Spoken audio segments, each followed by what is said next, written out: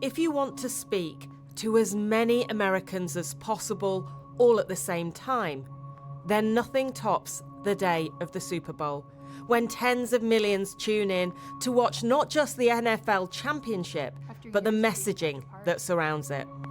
We're standing together. Standing together. Because this girl deserves the truth. Because she deserves the truth. This powerful video from the victims of Jeffrey Epstein aired a day before the late paedophile's right-hand woman, Ghislaine Maxwell, was due to give testimony to a congressional committee.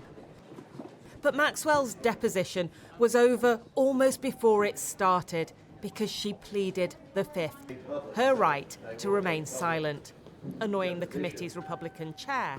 Unfortunately, she had an opportunity today to answer questions that every American has, questions that would be very important in this investigation. And its Democratic members. She is a monster. She does not care. She has no remorse. She is not seeking to bring about some kind of closure. They argued that Maxwell's astonishing claim that she would speak if pardoned sent this signal. That her silence can be bought through clemency. It is very clear that that is the message that she is trying to send directly to Donald Trump himself. There is already controversy over the way in which Ghislaine Maxwell's prison life got much cushier than this. After an unusual visit last year, the Deputy Attorney General of the United States, Todd Blanche, interviewed her for 9 hours. On her relationship with Epstein by 2010, Maxwell said, "I don't have one," and "I was not seeing him." But newly released files show that's just not the case, with a string of messages about Epstein staying at her London home, 44 Kinnerton Street. In September 2010, Epstein said he was staying at the property and using Maxwell's car and driver. He even invited friends to come round, urging one to visit before dinner at Buckingham Palace. But there is much speculation that it is what Maxwell told Blanche about Donald Trump.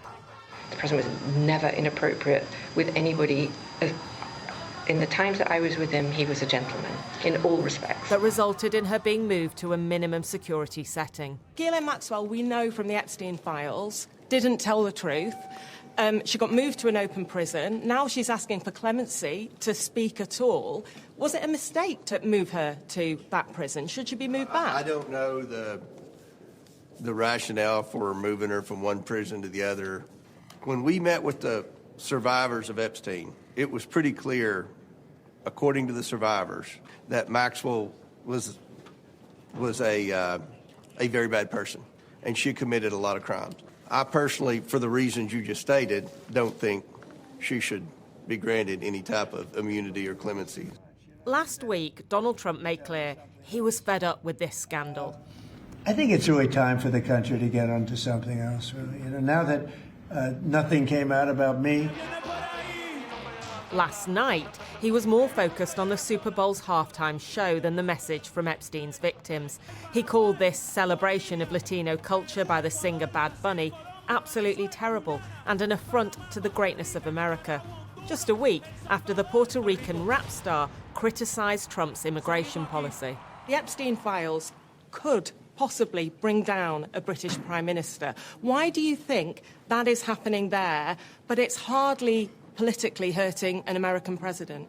He is being actively shielded by members of his own party, whereas in other countries, including the UK, members of parliament are demanding accountability. Are you shocked? I'm appalled. But unfortunately, I don't know how shocked I am. We see our democracy crumbling before our eyes because the normal checks and balances that you would have, they're just falling apart. But Democrats and an increasing number of Republicans insist they will not walk away from this scandal or its many victims. Well, earlier I spoke to Jenna Lisa Jones, who was just 14 years old when Jeffrey Epstein assaulted her during a massage at his house in Palm Beach. She campaigned for the release of the Epstein files, and I asked her for her thoughts on Ghislaine Maxwell staying silent today. Not surprised at all. I pretty much knew that that's what she was going to do. To think that she was going to do anything less than that, it's kind of laughable. why we even wasted our time. I knew she was going to do that. I mean, do you believe when some people are suggesting she is being pressured to stay silent, do you think it's that, or do you think it is very much her own selfish desire? I would have to say it's her own selfish desire that she is not speaking.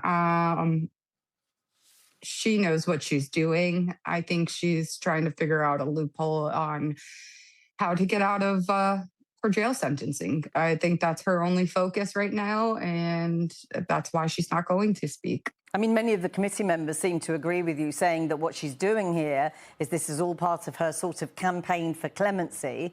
They are begging President Donald Trump not to deliver on that. I mean, what would it mean to you if he does turn around and give Ghislaine Maxwell the clemency she's clearly looking for? Man, it would definitely be a slap in the face to all the survivors, definitely. And of course, all of it is horrific, and the horrific crimes of Epstein himself.